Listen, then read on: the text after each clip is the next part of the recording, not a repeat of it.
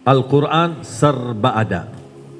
Warna-warni ada, besar ada, kecil ada, mu apa saja modelnya ada, yang bagi bena suara ada, yang bagi terjemahannya ada, terjemahan sejarah total ada, sejarah kalimat demi kalimatnya ada. Bahkan HP kita, semua macam-macam fasilitas untuk aplikasi belajar Al-Quran ada. Tapi masih malas baca Al-Quran.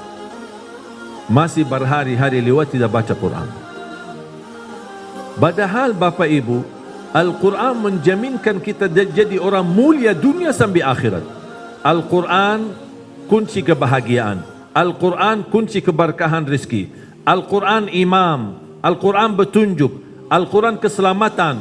Al-Quran penyembuh dari penyakit. Bahkan Al-Quran berlindung dari segala bahaya. Bahkan menurut saya, Allah subhanahu wa ta'ala melalui Al-Quran memberikan kepada umat Islam promo yang istimewa. Satu huruf yang kita baca dapat 10 kebaikan. Bismillahirrahmanirrahim dalam segi bacaan hitungannya 19 huruf, tapi dari segi tulisan pahala malaikat menulis 190 pahala. Rugi kalau kita tahu ini sebenarnya. Kalau kita berbicara logika bisnis, tidak ada yang lebih bisnis besar daripada Al-Quran. Menguntungkan dunia dan akhirat. Dan tidak ada ruginya sama sekali. Jaminan tidak ada ruginya sama sekali bersama Al-Quran. Bahkan ada orang berkata, mohon maaf, saya sebenarnya ingin baca, tapi bacaan saya masih belum bagus. Masih belum sempurna, masih berbata-bata. Saya takut salah-salah mulu, makanya kadang-kadang tidak jadi baca Quran karena takut salah. Ini sebenarnya bisikan syaitan. Kadang-kadang syaitan membisiki kita, bu, bacanya aja belum beres, belum benar, daripada dosa tidak usah baca. Itu namanya bisikan syaitan. Terus gimana kondisi orang yang masih berbata-bata dan masih sulit dalam membaca Al-Quran? Jangan khawatir, ada berita gembira. Bukan dari saya, tapi dari Rasulullah sallallahu alaihi wasallam. Walladhi yaqra'ul Qur'an wa yatata'ta'u fihi wa huwa alaihi syaq lahu ajran. Barang siapa yang membaca Al-Quran kemudian dia berbatah-batah dalam bacaannya. Terima kasih ya Rasulullah. Sepertinya Rasulullah tahu umatnya di akhir zaman banyak berbatah-batah. Makanya sudah memberikan solusinya di waktu itu. 1400 tahun yang lalu sudah Rasul memberikan solusinya. Masih berbatah-batah, terhitung pahalanya selain satu huruf 10 kebaikan. Allah berikan kata Rasulullah 2 pahala. Buat apa 2 pahala? Satu karena mau membaca Al-Quran. Yang kedua karena kesulitan dan berbata-bata dalam membaca Al-Quran. Allah hargai perjuanganmu. Allah berikan pahalanya. Subhanallah.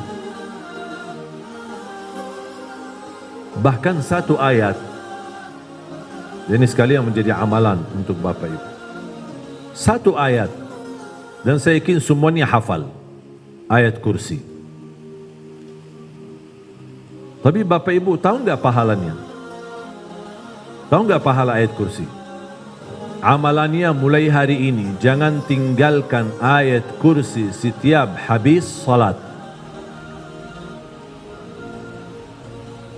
Assalamualaikum warahmatullahi, Assalamualaikum warahmatullahi, Astaghfirullah, Astaghfirullah, Astaghfirullah, Allahumma antas salam wa minkas salam, sampai selesai, langsung baca ayat kursi. Terus zikir yang lain, gimana? Subhanallah 33, Alhamdulillah 3, tak apa-apa. Sambil jalan, pulang ke kantor, menjalani tugasnya, bisa teruskan, lanjut sisa zikirnya. Intinya, kesibukan apapun, jangan tertinggal ayat kursi habis salat.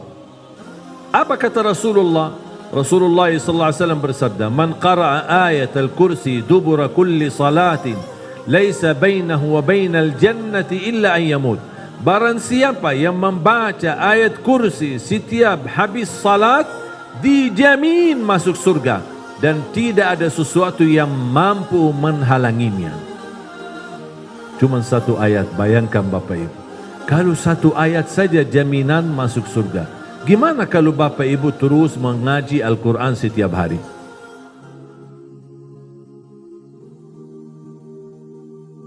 setiap waktu salat baca 4 halaman. Setiap waktu salat baca 4 halaman. Ini 4 halaman. 4 halaman berarti berapa lembar? 2 lembar. Setiap satu juz Quran seperti ini, yang model Madinah, setiap satu juz 10 lembar. Bagi aja, tidak apa-apa. Allah terima cicilan, tidak apa-apa cicil. Allah terima cicilan. Mudah-mudahan dah masuk surga cicilan. Allah terima cicilan. Jadi waktu salat subuh baca 4 halaman. Waktu salat zuhur baca 4 halaman. Waktu asar 4. Waktu maghrib 4. Waktu isya 4. 4 kali 5 waktu berapa? 20 halaman. Sudah khatam 1 juz. Sudah khatam 1 juz. Mohon maaf, bacaannya belum bisa, atau takut banyak salah, atau belum begitu fasih, boleh simak, dengar melalui YouTube atau HP. Ada aplikasi Al-Quran. Karena yang mendengar Al-Quran pahalanya sama-sama yang baca. Tetap dapat 1 huruf 10 kebaikan, walaupun tidak faham isi Al-Quran sama sekali. Mendapatkan 10 kebaikan setiap 1 huruf tidak dikaitkan dengan faham.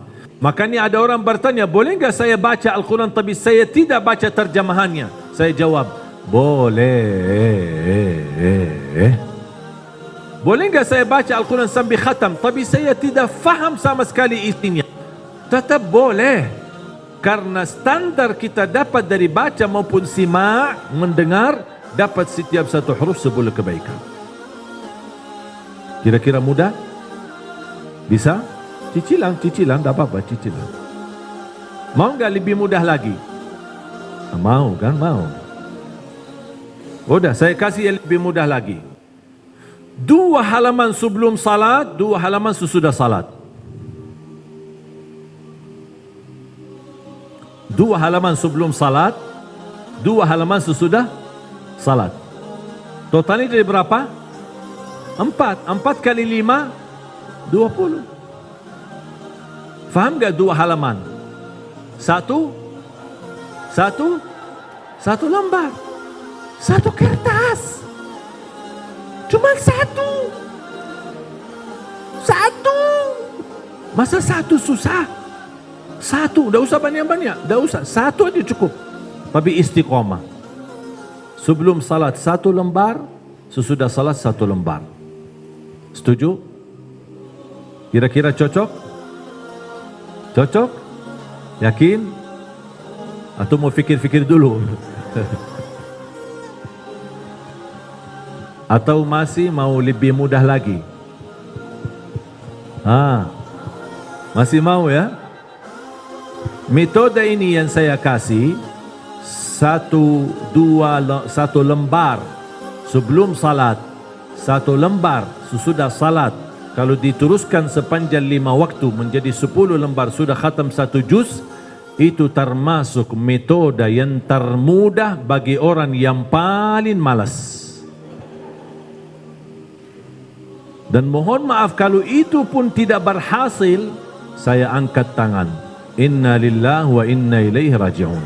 Lebih baik disalati. Udah. Wallahi Bapak Ibu, Al-Quran itu dahsyat manfaatnya, dahsyat keberkahannya, dahsyat kemuliaannya.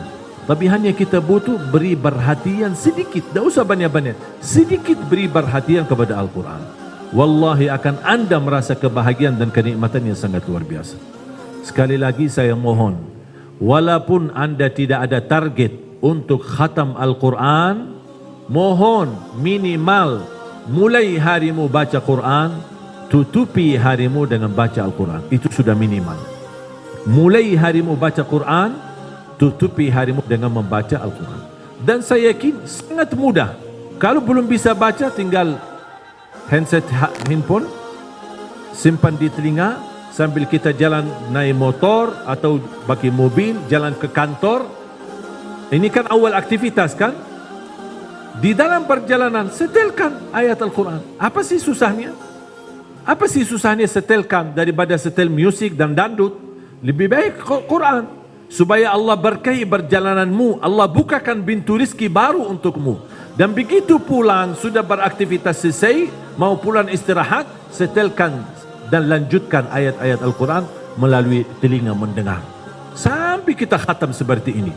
Insya Allah kita dapat berkahnya dan kemuliaannya, dan juga setiap satu huruf yang kita dengar mendapatkan 10 kebaikan di sisi Allah Subhanahu wa ta'ala.